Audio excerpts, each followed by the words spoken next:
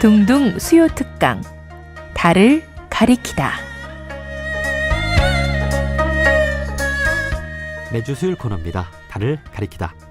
성현들은 달을 가리키고 있지만 우리는 그 손가락만 보고 있지 않은지 돌아보는 시간인데요. 종교의 문자나 상징이 아니라 그것이 가리키고 있는 종교의 참된 가치에 대해 생각해보는 시간입니다. 지난 3일 한국 개신교를 대표하는 기관이죠. 한국기독교교회협의회 NCCK의 신임 총무로 김종생 목사가 선출됐습니다.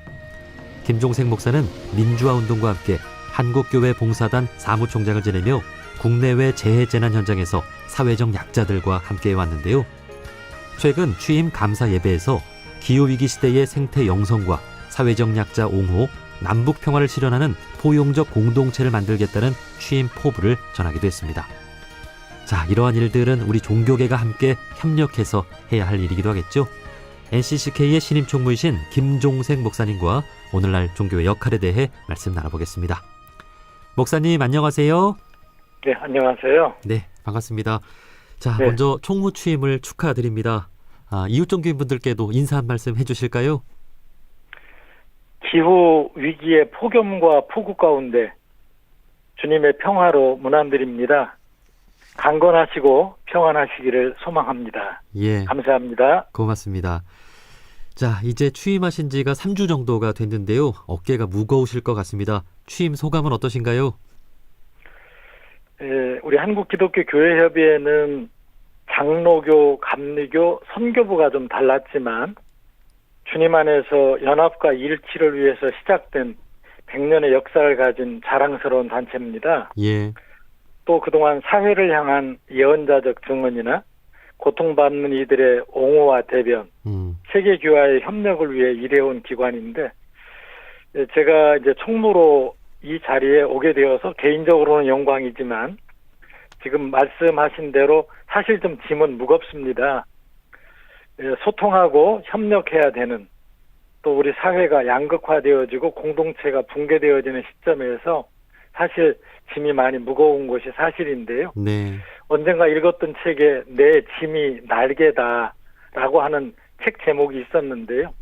이 짐이 날개가 되었으면 하는 그런 기도를 드리고 있습니다. 네. 네. 자, 한국기독교교회협의회는 우리 한국개신교를 대표하는 기관으로서 이웃종교와도 소통하고 협력해서 우리 사회를 위한 일들 함께 해왔는데요. 그런데 종교가 위기라는 말이 있지 않습니까? 종교들이 우리 사회의 정신적 기둥의 역할을 하는 만큼 종교가 바로 서야 우리 사회도 바로 설 수 있다는 생각이 드는데, 개신교를 포함한 종교계 전반에 대해 제 역할을 하고 있는지 평가를 한번 해주신다면요. 네. 조금 조심스럽습니다만은 우리가 팬데믹을 거치며 우리 사회 일반 시민들의 제도 종교를 향한 신뢰와 호감이 크게 하락된 것 같아요. 특별히 종교에 대한 관심 자체가 좀 감소하는 추세라고 말할 수 있을 것 같아요. 예, 그만큼 종교 전반이 제 역할을 하지 못하고 있기 때문이라는 반증일 것 같습니다. 그렇지만 동시에 올해 국민일보 조사에서 보니까 한국인의 69.4%가 종교의 사회적 필요성에 동의한다는 결과도 있었습니다. 예, 어떤 면에서는 개신교를 포함해서 종교 전반에 대해서 아직도 기대와 바람이 있다는 뜻이 아닐까 생각을 하면서, 어쩌면 우리 종교계가 조금 더 이런 부분들을 좀 고심하며 약진해야 될 필요가 있을 것 같습니다. 네. 말씀해 주신 대로 우리 사회 종교의 역할이 참 미비해서 그런지 우리 사회의 아픔들도 참 많은 것 같습니다. 최근엔 우리 청년들의 정신건강 문제가 사회적으로 대두되고 있고요. 그 밖에도 참 여러 아픔과 문제들이 많은데, 목사님 보실 때에는 특히 우리 사회의 종교의 역할이 절실하다고 느끼는 부분이 있을까요? 네. 어떤 드라마의 대사 중에 아프냐, 나도 아프다 하는 이제 드라마 대사가 생각이 나요. 예, 상호 연결이 되어 있다는 얘기겠죠. 어떤 조사에서 일반 시민들이 기대하는 종교의 역할을 묻는 문항에 가장 많은 답변이 이웃에 대한 사랑, 사회적 약자를 돕는 것이었다고 합니다. 개신교를 포함한 종교계가 이웃, 특별히 소외된 이웃들과 사회적인 약자를 보호하고 돕는 일, 사회적인 안전망을 만드는 역할에 더욱 힘써야 할 때라고 생각합니다. 무엇보다도 우리 사회의 청년들이 좌절하고 그리고 또 꿈을 포기하는 이런 안타까운 소식들은 이게 남의 문제가 아니라 바로 우리들의 문제 같아요. 네. 또는 우리들의 미래같이 보여요. 그래서 우리 모두가 청년들의 이런 아픔들이 우리 모두의 과제로 함께 인식해가면 좋겠습니다. 네. 우리 사회를 위한 우리 종교의 역할 참 시급하다는 생각이 듭니다. 우리 사회 내적으로는 그렇고 또 대외적으로도 여러 문제들이 있지 않습니까? 한반도 평화의 문제 그리고 기후 변화도 당장 시급한 현안이 아닌가 싶은데요. 우리 한국 개신교는 세계 개신교와 협력해서 이에 대응해 오고 있죠? 네, 그렇습니다. 한국기독교교회협의회는 WCC 세계교회협의회와 그동안 한반도 평화 통일을 위해서 오랫동안 협력을 해온 경험이 있습니다. 2013년 세계교회협의회 우리 부산에서 총회를 개최했는데 전 세계교회가 매년 8월 15일 직전주일을 한반도 평화통일 공동기도주일로 지키기로 결의한 대로 매년 한반도 평화통일 공동기도주일 기도문과 예배문을 우리가 준비해서 세계교회와 공유하며 함께 지켜왔습니다. 작년 2022년 독일 카를스루에서 열린 세계교회협의회 11차 총회에서도 한반도 종전과 평화 구축에 관한 새의록이 채택이 되었습니다. 예. 세계교회가 한국교회를 적극적으로 지지하고 한반도 평화를 위한 연대를 재갱신했다는 의미를 가집니다. 이제 기후 변화를 넘어서 기후 위기의 시대라고 할 수 있는데 말이죠. 우리 교회협은 1984년부터 매년 6월 첫째 주일을 환경주일로 제정해서 환경 문제를 선교적 과제로 인식하고 환경 보호를 위한 제반의 노력을 해왔습니다. 최근 몇 년 동안은 보다 경각심을 갖고 기후위기 비상행동 10년을 선포했고 한국교회 2050 탄소중립 로드맵을 생태교회 매뉴얼 등을 발간하면서 한국교회가 기후위기 극복 노력에 동참하도록 요청하고 있습니다. 네. 또한 2021년 제69회기 제4차 실행위원회에서 세계 기후행동의 날 매년 9월 24일이 되겠는데 직전 주일을 기후정의 주일로 제정하기로 결의하고 세계교회 또는 세계 시민사회와도 적극적으로 연대하고 있습니다. 예.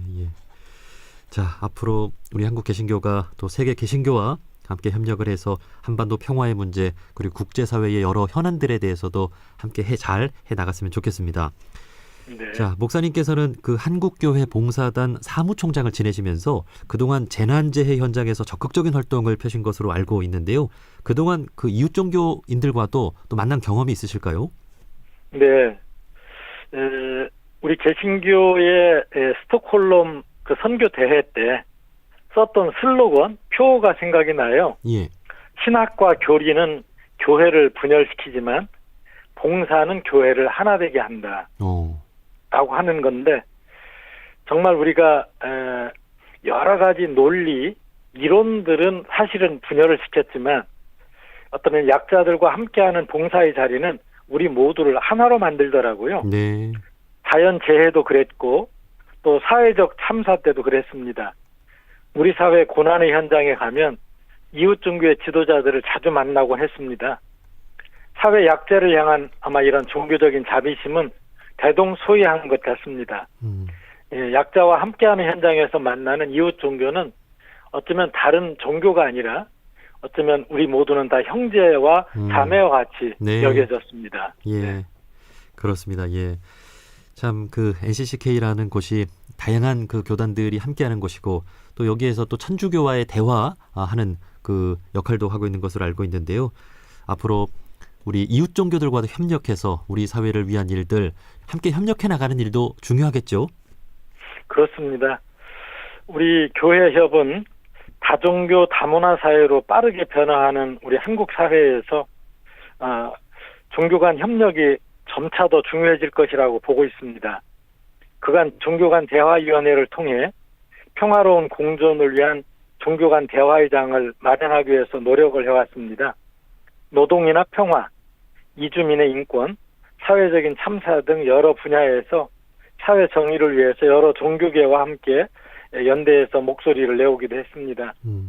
종교 간의 포교 활동도 중요하지만 종교계의 이런 사회적인 약자를 향한 측은지심은 기본일 것입니다. 네. 종교의 사회적인 역할은 그런 위로적 기능과 더불어 어쩌면 연대를 통한 사회 통합이라는 과제를 안고 있는 것 같아요.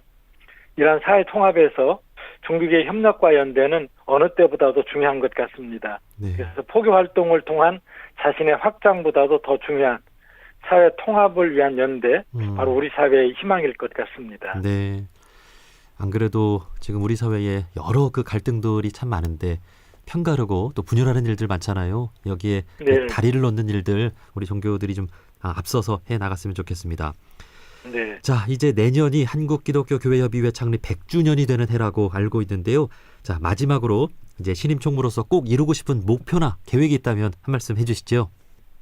예, 한국기독교교회협의회 창립 100주년은 물리적인 기간으로서의 100주년도 의미가 없지 않겠지만 그동안 이 100년의 역사는 우리 민족과 함께 우여곡절을 또는 부침의 여정을 같이 해온 역사였어요. 그래서 이제 일제강점기 때 민족 독립운동이나 한국 전쟁 이후 장애인과 전쟁 고아 그리고 노인들을 돌보아온 사회복지운동, 또 경제개발 시대의 노동자의 인권운동, 군사 독재 시절의 민주화운동, 사회적인 약자의 귀화입이 된 위로 사역 등이 떠오릅니다. 예. 그런데 최근에 우리가 느끼는 대로 우리 사회는 지금 양극화로 치달으면서 공동체가 붕괴되고 있습니다. 어쩌면 이런 일들은 우리가 진정성을 갖고 사회 통합을 위해서 서로 다름을 이해하고 포용하는 포용적 공동체를 만들어가는 일이 더더욱 필요해 보입니다. 그래서 무엇보다도 우리 한국교회가 또는 종교계가 우리 사회의 양극화를 좀 극복하며 공동체의 회복에 함께 진력을 했으면 좋겠습니다. 네. 저도 한국기독교교회협의회 총무로서 이 일에 혼신의 노력을 좀 다하고자 생각을 하고 있습니다. 예, 고맙습니다. 정말 갈라진 우리 한국 사회를 하나로 묶는 일, 앞으로 이웃 종교인들과 협력해서 잘 해주시기를 부탁을 드리겠습니다. 자, 여기까지 말씀 듣겠습니다. 최근 한국기독교교회협의회 신임 총무로 선출되신 김종생 목사님이었습니다. 목사님, 오늘 말씀 고맙습니다. 감사합니다.